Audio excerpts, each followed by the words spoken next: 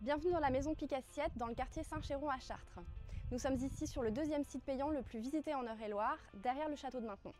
Saviez-vous que la vie de Raymond Isidore, dit Picassiette, fera l'objet d'une BD le 18 octobre? Pour la petite histoire, Raymond Isidore prend l'habitude de ramasser lors de ses promenades des morceaux de verre et de faïence qu'il transforme en céramique pour embellir sa maison.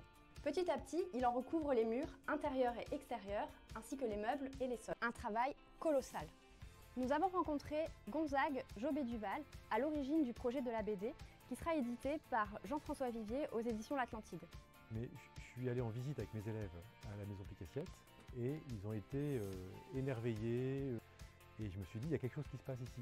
Moi-même j'ai été ému, j'ai été touché de découvrir des bribes de son histoire, je ne connaissais pas grand chose à l'origine et je me suis dit cet homme qui avait une vie très simple, qui s'est senti rejeté parmi les morts, il a voulu faire de sa vie une œuvre.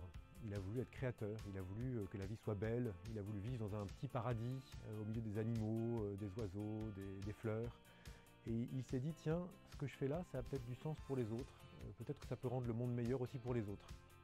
Donc finalement, voilà, il s'est imposé à moi comme un sujet intéressant et je ne pensais pas faire de la BD. Alors le scénariste, c'est celui qui apporte le concept. J'ai décidé que ce serait Raymond Isidore et son épouse Adrienne, et que ce serait aussi la maison, le personnage. Donc il y a trois personnages principaux. J'ai d'abord fait un gros travail de documentation pour retrouver l'état originel de la maison et ses états successifs. Dans des livres, dans des vidéos anciennes, dans des photos sur internet, dans des archives diverses. L'idée c'était que dans ma bande dessinée, il faudrait qu'il y ait le maximum d'endroits de la maison Picassiette. Ensuite, le travail du scénariste, ça va être de faire ce qu'on appelle le découpage. Donc les pages s'appellent des planches. Chaque planche est découpée en cases, et donc je dis au dessinateur, dans la planche numéro 1, case numéro 1, Raymond Isidore fait ceci et dit cela, case numéro 2, il fait ceci et il dit cela, etc.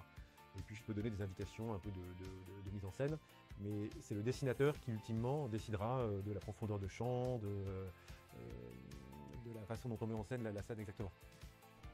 Et là on voit Raymond Isidore qui se réveille d'un songe. Il avait l'impression que c'était des esprits ou des voix intérieures qui lui commandaient de créer et que ça descendait jusque dans ses mains. Il regarde ses mains et son épouse lui dit « Mais comment as-tu fait? Je n'en sais rien, moi qui n'ai jamais su dessiner. Quand ça me prend, ça me commande. » On le voit au travail, en haut à droite, sous une bâche en plein été. La question c'était comment le mortier allait faire pour ne pas sécher trop vite. C'était une des questions des voisins, que les voisins essayaient de percer son mystère. On ne sait pas exactement sa technique. On sait qu'il avait une première couche de mortier sur laquelle il posait les tesselles et après une deuxième couche qu'il teintait dans la masse souvent et qu'il appliquait à la main. Alors l'illustrateur s'appelle Benoît Blary. Il a une palette très fine, très nuancée d'aquarelliste. On s'est dit il est capable de rendre les décors de la maison Picassiette et puis de leur donner l'intensité qu'il faut pour ne pas noyer les personnages dans le décor. Voilà, il avait la finesse de pinceau et il a fait une œuvre d'artisan. Il ne travaillait donc pas à la palette graphique mais au pinceau avec un trait à l'encre très fin. Après la bande dessinée, le premier film consacré à Picassiette sera diffusé le 18 décembre prochain sur France 3 Centre Val de Loire.